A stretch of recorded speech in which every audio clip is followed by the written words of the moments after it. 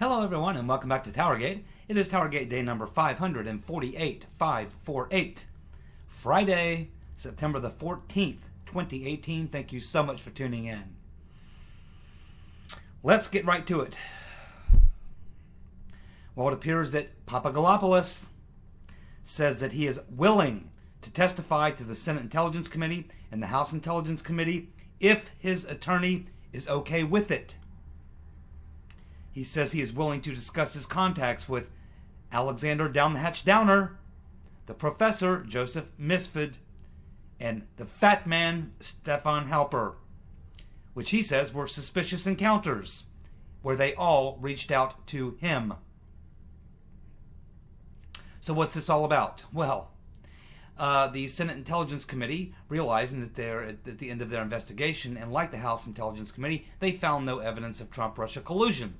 So they're trying to hold on or drag any thread that they can to stretch to the election to try to have something that they can throw out there for grist for the left-wing media to keep the fake story going. So they think that they're going to bring Papadopoulos in and beat up on him for a while. But as you can see, Papadopoulos, though he was a young, naive guy, he has, along with his wife, began to figure out that he was played. He was set up. And so now he's being very careful with his wording because, he may still be under some sort of an agreement with Uncle Bob until he finishes his 14-day sentence and until that's all gone away, and then maybe he'll be more free to speak. And of course he has an attorney who's still advising him on what he should say. And it's very likely that his attorney is looking down the road and thinking that Papadopoulos is going to have one hell of a good payday coming when this all sorts itself out, because he is going to have a serious civil lawsuit against the FBI and the DOJ for violating his constitutional rights. He will have a civil rights case that will net him probably 7 figures, maybe 8. So he's getting legal advice, but basically the Senate Intel Committee floated out there that they would like to interview Papadopoulos. And he's like, sure, if my attorney will let me do it. But he's also interested in sitting in front of the House Intelligence Committee, where the questions will be much different. We'll actually have a chance, unlike in the Senate Intelligence Committee, where whenever he starts to say something that might not work with the narrative, they'll cut him off. They'll say, oh, we're not interested in that. That's okay. No, you've answered the question. Next question. Tell us about the Trump-Russia collusion. You were meeting with Russians, right? You were talking with Russians, right? This is what they'll do. Now, in the House Intelligence Committee, he'll be able to sit there and explain exactly what he thinks now was actually happening to him and what he thinks and what he believes about his being lured in by Mr. Milian, Mr. Downer, and Mr. Halper. He's probably even going to say something that's really going to interest Nunes when he tells Nunes in the House Intelligence Committee that, looking back on it, he remembers the Downer conversation quite well. And he says he can't remember telling Downer anything about the Russians having, hacked emails or emails from Hillary Clinton. And that's very, very important because at this point, we're operating on the principle that Papadopoulos told Downer about that, and Downer somehow put it into motion, either through the Kimberly Strassel says it was he went to the U.S. Embassy in London. First, we were told that he went through the Australian Standard Intelligence group of people, but we know if he did, it would be in the Five Eyes intelligence report, which is not. Nunes knows that. He's well aware of that. But then they tried to, after the dossier lost credibility, then they moved to the Papadopoulos Downer thing. Well, what happens if it's called into question as to whether or not the question of Hillary Clinton emails even came up in that conversation?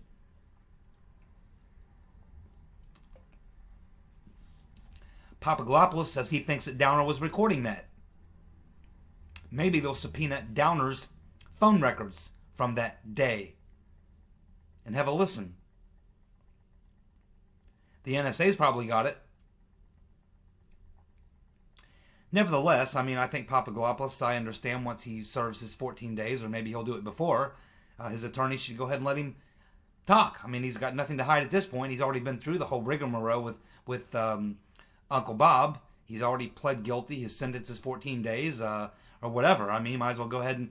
There's nothing wrong with Papadopoulos sitting there and telling any committee, or any reporter, or anyone who wants to listen, what he now feels, in his opinion, what he thinks happened to him.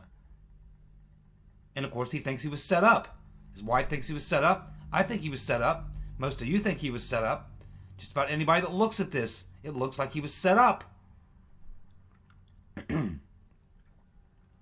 So yes, he should go ahead and speak to the House Intelligence Committee. I wouldn't waste my time on the Senate Intelligence Committee. They're not interested in getting to the truth. They're interested in more political fodder that they can hand the left-wing media so they can milk it until Election Day. I think Papadopoulos is not terribly astute in the ways of American politics. I think he's kind of a foreign policy wonk. I think that's kind of my take on him.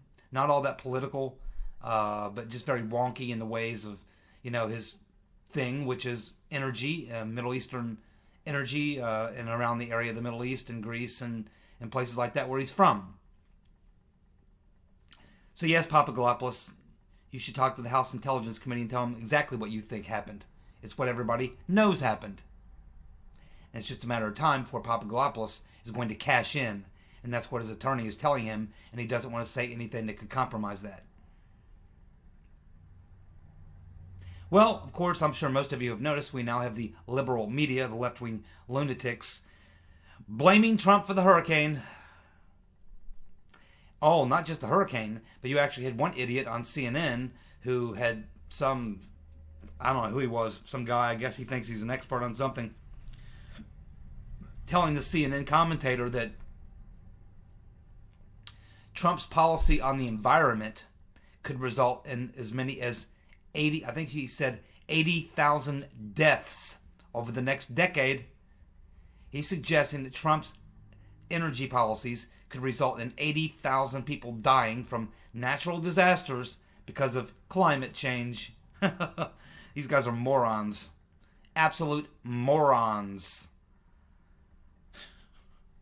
Hurricanes been around for a very long time. So have earthquakes, tornadoes, windstorms, I mean, you name it. And the fact of the matter is, the older this planet gets at this point, the milder things are. Go back 1,000 years. Go back even 100 years. Look at the storms of the 1920s and 1930s. Look at the storms of the 1800s. Read the writings of Mr. de Tocqueville when he came here to America back in the 1700s. You can go back 1,000 years, 1,000,000 years, a billion years, and you can keep going back and back and back. And the farther back you go, you'll find the more violent these storms and calamities. I mean, this planet at one time was a big frozen ball of ice. Then it was a big ball of plasma. Then we got smacked by another planet about 1/3 our size. Then one time the entire atmosphere, we had no atmosphere. When we finally did get one, it was, toxic, deadly. I mean, you can just go back through history. I mean, it's just unbelievable.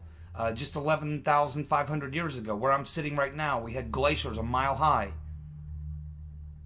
I mean, it's just extraordinary that people could throw this kind of crap out there and believe that someone will believe it. I remember when I was in like 5th or 6th grade, I think it was Life or Time, one of those two magazines, had a big front page cover story about this next coming ice age, and they scared the hell out of everybody, getting them to think that 3/4 of the U.S. was going to be covered by glaciers in 50 years or something. This is what they were peddling back in the 1960s. But the idea that Trump's going to kill 80,000 people in the next 10 years because of climate change or because of his energy policy is nuts. But these people are nuts. And this is the kind of stuff that they roll out there because it's all they've got. Some of them actually believe it. And that's the sad part.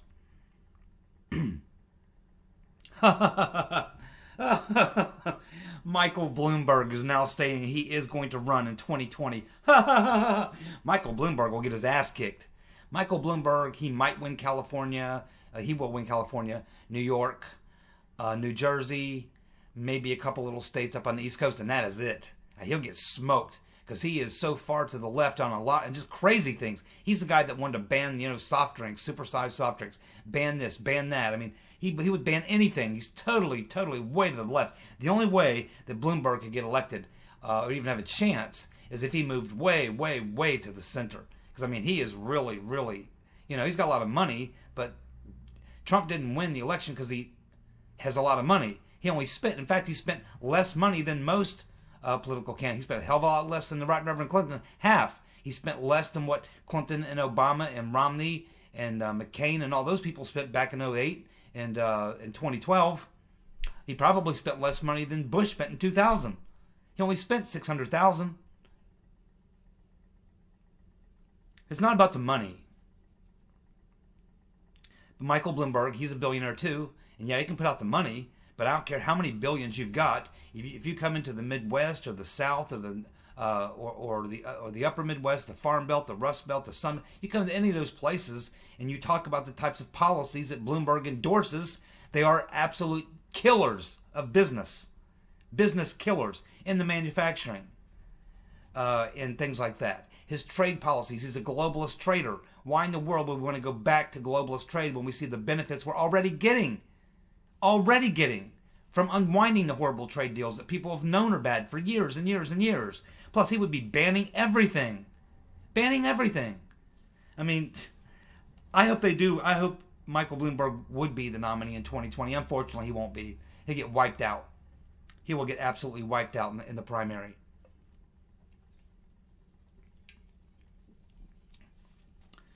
Alrighty. Judicial Watch was in court yesterday. They were in court over documents that they've been requesting on Bruce Orr. And the judge in the case has ruled, well, yeah, the DOJ has to turn over those documents, but they don't have to do it till after the midterms. They got to turn them over December 1st. And then there's also these calendars that Judicial Watch is wanting from the DOJ. And they don't have to turn those over until February. So it's a victory in a way. Judicial Watch did win the case. The DOJ has to turn the stuff over, but this judge is pushing it back to after the midterms for the documents they want and till February for the calendars. Now, it should also be noted that the judge in this case admitted that he has previously worked with Bruce Orr. He should have recused himself from the case. Should not have made a ruling on the case. But there you go.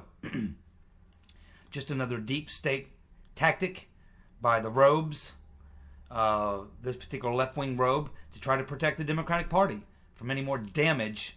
But I don't think it's going to matter. Quite honestly, there's so much coming out. I mean, either you got it figured out or you don't at this point. But anyway, it's another win for Judicial Watch with a little bit of corruption on the side of the judge, who, of course, has previously worked with Bruce Orr. Well done. Well, my friends, you're going to love this next story. Well, actually, it's not the story you love, but there's a silver lining to it. Let's put it that way. So we have Ruth Bader Ginsburg, who is now officially, I can say, gone nuts, having just watched about a 30-second video clip of her being interviewed. She appears pretty close to death. This interview, she looked completely exhausted, like she barely had the energy to even hold her head up. She was literally like this. And when she tried to speak, she tried to hold her head up, and she could barely hold her head up, and her eyes were almost closed, and she then began to talk, but she could not maintain any clear line of thought. She couldn't make a rational point. Her mind was just really drifting badly. It was embarrassing, and quite honestly, it is embarrassing. She's such an elderly woman. I mean, she should have been gone a long time ago. She shouldn't be on the Supreme Court in any way, shape, or form. But the funny thing is that the reason she wanted to stay on the court, obviously, but I guess she thought that the Right Reverend Clinton was going to win, and so she wanted to stick around so that the Right Reverend Clinton could, and I'm sure if the Right Reverend Clinton would have won, that Ginsburg would have retired shortly thereafter to let Hillary make a new appointment for her, and it would have been another left-winger like her. But her plan was foiled when the Right Reverend Clinton lost. So by sticking around, she is actually going to give Trump a third Supreme Court judge pick before he even runs for a second term, because she's not going to last 2 more years. I can tell you just from the video I saw today, she is not going to last 2 more years. I don't think she's going to last. She looks to me like she's on her last leg. Which means, you know, if she would have left before the election, Obama could have made a appointment, and it would have been a left-winger. She could have been replaced by a left-winger by Obama. But she decided to stick around so that she could give Hillary a gift. But that didn't work out. So now she just gave Trump a really big gift. Because I can assure you that there's no way this woman's going to last 2 more years. So Trump is going to get a third Supreme Court judge pick before his first term ends. Outstanding. Winning. Winning, winning, winning. Well, the despicable Turn in Your Guns, Mr. and Mrs. America Feinstein has sent a letter to the FBI regarding an alleged incident from when Judge Kavanaugh was in high school. This is obviously some sort of sexual allegation from when he was in high school. That was a long time ago. And I don't even think it's an allegation that's even criminal in nature. But she sent this to the FBI, just another tactic to try to stop Kavanaugh, because, of course, Grassley announced today that I think he's going to have the vote on the 20th. The arguments are pretty much done, and so he'll have a vote on the 20th, I believe, is the date. So this was Diane Turn in Your Guns, Mr. and Mrs. America Feinstein, her last opportunity to stick it in his eye, and maybe to try to turn Susan Collins or give Susan Collins a reason or something, I don't know. But this is despicable. But, you know, the thing about the Democrats, I've been watching them for a very long time. That's why it's so easy for me to diagnose them. They never really get any new plays in the playbook. They run the same plays over and over and over again because they work on their base. Their base continues to be fooled. They fooled them in the 60s. They fooled them in the 70s, the 80s, the 90s, the 2000s. They can fool the same group. It's like Lincoln said, you can fool some of the people some of the time, some people all the time, but you can't fool all the people all the time. So, you know, there's a group of people out there who the Democrats have already learned that they can fool over and over and over and over and over again, running the exact same play. I mean, they literally run the exact same plays over and over and over again. Now, this play is exactly what they did to Clarence Thomas. They wait till after almost all the question period is over, just what they did to Clarence Thomas. He gets through all that. He takes all kinds of abuse, all types of punishment, because he was a conservative. Oh, he was black, but he wasn't black enough, apparently, because, and there's one thing, liberals really hate conservatives, but they really hate black conservatives worse. So he was a black conservative, so they ran him over the coals. But after he'd gotten through all that crap, just like Kavanaugh, then when they got down to just about the time to announce a date to take the vote, out they roll this, her name was Hill, Anita Hill, I believe her name was. She was a black lawyer, female lawyer, who clerked under Thomas. And she rolls out this crazy story about Clarence Thomas talking to her about a porno video with some character named Long Dong Silver, and she said he was making references to Long Dong Silver, whatever his name was, and you know, this type of thing was a type of real gritty type, tabloid type trash stuff, and that's what they rolled out on Clarence Thomas when he got toward the end of his hearings. The exact same thing is being done here by Turn in Your Guns, Mr. and Mrs. America Feinstein. And she remembers it quite well because she was, I think, on that exact same committee back then. And she was probably one of the people who put Anita Hill up to it. Of course, most of that was debunked, and Clarence Thomas got confirmed anyway, as will Judge Kavanaugh. But it just shows you how low the Democrats will go, and it shows you that they just keep reusing the same garbage over and over again, because there's a significant amount of their base that swallows it up, hook, line, and sinker. I mean, we've all seen it 1,000 times. I mean, we're tired of it. At least come up with some new tactics and make it fun for me. But this is just ridiculous. But yes, there you go. You should expect nothing less from Feinstein. And it might have something to do with the fact that she's right now in a bit of a race that she didn't expect to have. She's got tons more money than the guy that's running against her, but she's being given a run for her money, and she doesn't want to leave either. People never want to leave. She's older than dirt too, and should also resign. She's nuts as well. Senile. I hope this backfires on Turn In Your Guns, Mr. and Mrs. America Feinstein. She's a despicable, disgraceful, disgusting piece of garbage. That's what she is. John F. Kerry, who, by the way, served in Vietnam, has been issued a serious warning by the State Department to stop meddling in Iran. He has now had 4 meetings with the Iranian Foreign Minister, Zarif. It appears that he is coaching Zarif on how to push back against Trump and, of course, the fact that he's got rid of the Iran deal. Now, when this was first brought up to Kerry about this, he denied it. Now, he couldn't deny meeting with Zarif. He's denying that he's talking about the sanctions or the Iran deal or something like that. He's denying the fact that he's coaching Zarif on various things on how to oppose U.S. foreign policy, the policy of the sitting president.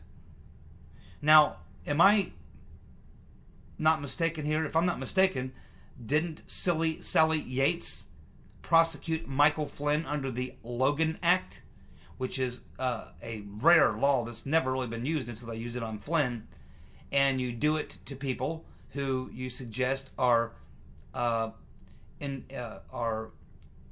some way meddling or intervening or working with some foreign government against the interest of the United States. Now, isn't this a prime example of John F. Kerry, who, by the way, served in Vietnam? Isn't this a prime example of how John F. Kerry is acting against the official policy of the United States in regards to Iran? I mean, it's the textbook definition of the Logan Act. Far more in line with the Logan Act than anything Michael Flynn did. Michael Flynn was only an accusation. And he wasn't even arguing any type of policy, nor did he have, nor was there really anything that was opposed to a U.S. policy that he was talking about. But this specifically appears to be John Kerry going to Zarif and saying, yeah, let me show you the technique for how we're going to stop Trump or how we're going to create problems if he tries to end the Iran deal. Here's what you can do. Here's what you can say. He's over there coaching Zarif. Clear violation of the Logan Act. They need to slap the cuffs on Kerry and drag his butt in front of a judge and charge him with violations of the Logan Act.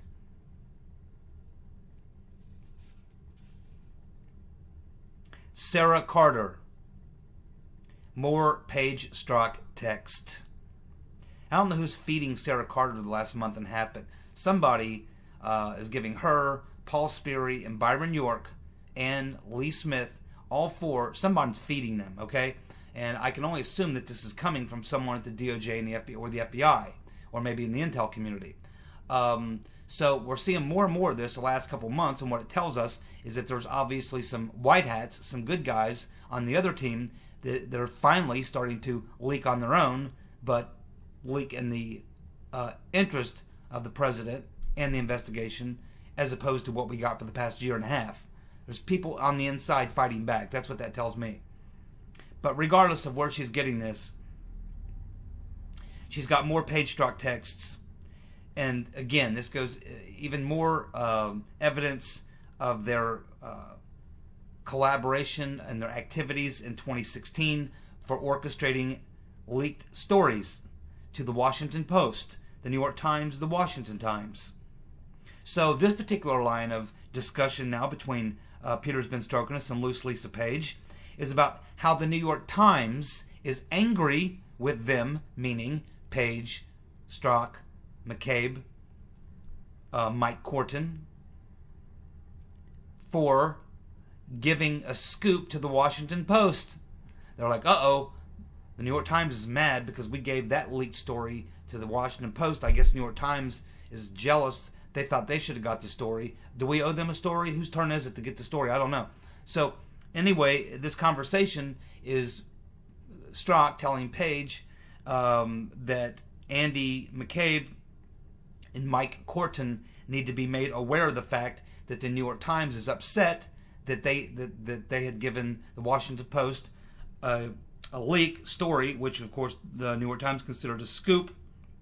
And so Strzok is telling Paige that I guess she better tell McCabe, her boss, that somebody needs to either Corton or somebody needs to contact the New York Times and smooth it all over and let them know that they still love them and that they'll still be leaking stories to them. They promise they'll get a big scoop to them too. They just have to be patient. There's a lot of big scoops to go around. I mean, this is literally what they're talking about. You also have another one where Strzok is also talking about the leaks that are being planted in the media, and he uses the phrase by our sisters.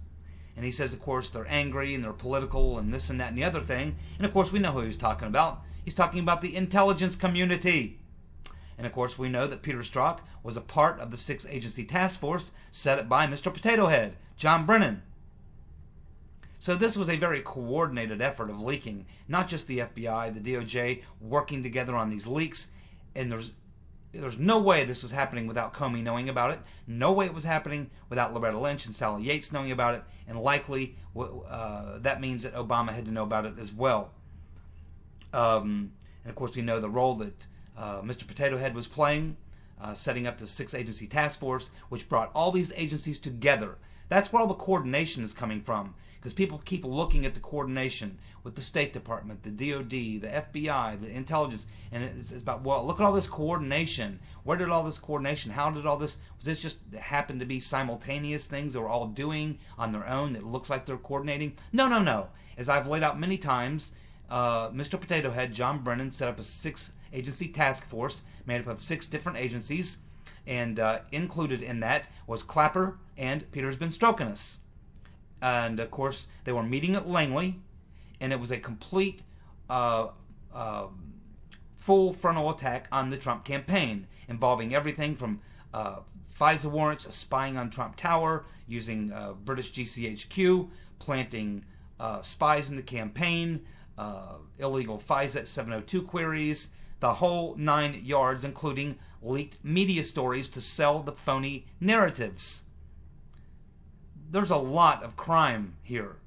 A mega criminal conspiracy that's all being unwound.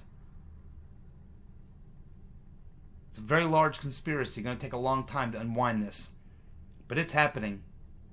And after, I'm feeling very confident we're going to win the midterms. And after that happens, hopefully we'll be rid of Rodenstein and no shit Sherlock Christopher Wray, the FBI and with her director. Hopefully they'll be gone. And Sessions as well, unless Sessions comes out and proves to me that he's actually doing something. But if we get to the midterms and he still hasn't indicted some of these people, nah, I have no use for him. You know, maybe a decent guy, just maybe, you know, sort of a right guy, wrong job sort of situation. Nothing personal against Sessions. Nothing personal at all. Probably a decent man, I assume he is. But he's just not getting the job done, in my opinion. Unless he drops something that I'm not aware of. So, anyhow, you have this all going on.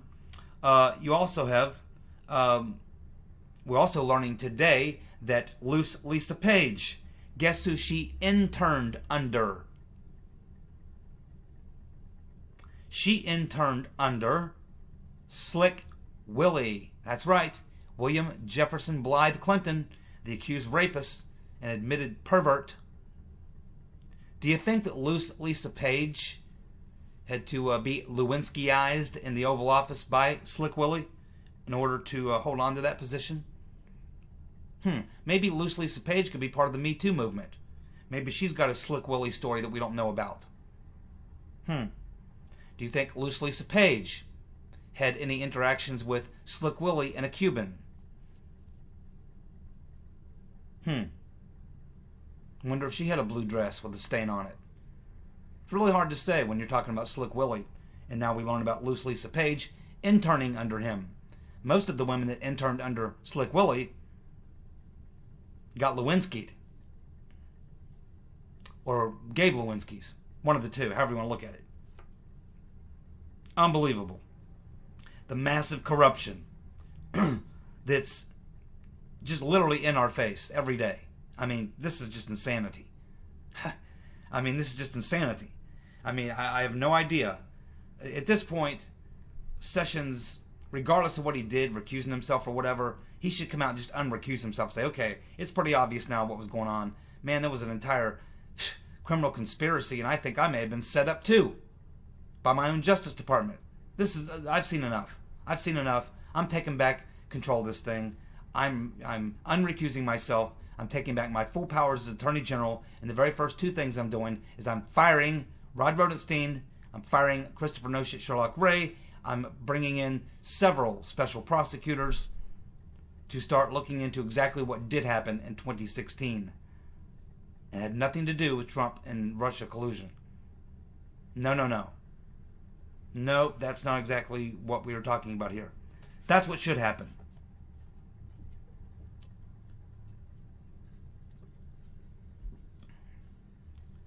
Well, it looks like Chelsea Hubble Clinton, daughter of the Rotten Reverend and Webster Hubble, the satanic offspring of those two, it looks like she was out making a speech the other day, and she made the statement, the quote is that it would be unchristian to go back to pre-Roe era.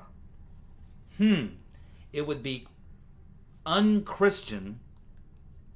I don't even know if that's like legit. I think the term would be anti-Christian. Okay, but let's just go with that. It's unchristian to go back to the era before we had abortion. So what's she really saying here? She's essentially saying that abortions would be considered a Christian thing, that a Christian should support it. Christianity, in fact, supports abortion.